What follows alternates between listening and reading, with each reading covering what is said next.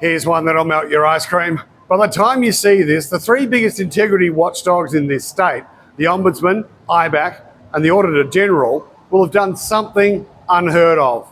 They will have joined forces and released a letter to government demanding the funding and powers to hold the government to account, to tell Jacinta Allan and her horrific government that enough is enough. They've basically called this government corrupt, and they've done it in plain English. Think about it. These are the people tasked with keeping the government honest, and they're being starved out. Why? Because a watchdog with no teeth can't bite, and a watchdog with no budget can't bark.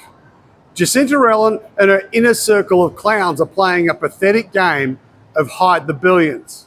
They're overseeing a $15 billion black hole in the big build.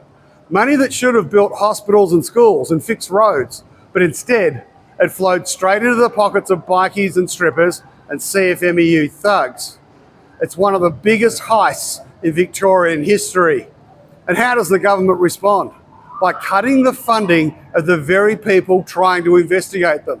It's calculated, it's cynical, and it's a total betrayal of every taxpayer in this state. And it might just be the straw that breaks the camel's back and causes Socialist Barbie to resign, because the way she's going, I don't reckon she's going to make it to the next election. But while you're struggling to make ends meet, Labor is busy protecting their mates and burying the evidence. They don't want accountability. They want a monopoly on power.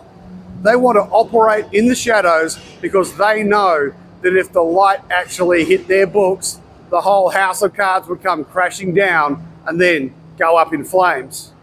We are living in a state where the crooks are running the building sites and the politicians are running the cover-up. The Ombudsman is demanding the power to hold them to account. And I don't know about you, but I'm right behind them. I'm sick of the secret deals, sick of the lost billions, and I'm sick of a government that treats the public purse like a private ATM for their mates. The watchdogs have spoken. This government is rotten to the core, and it's time we stopped asking for honesty and started demanding a clean out.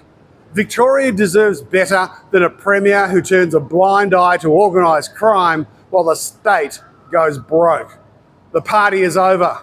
It's time to bring back integrity or resign.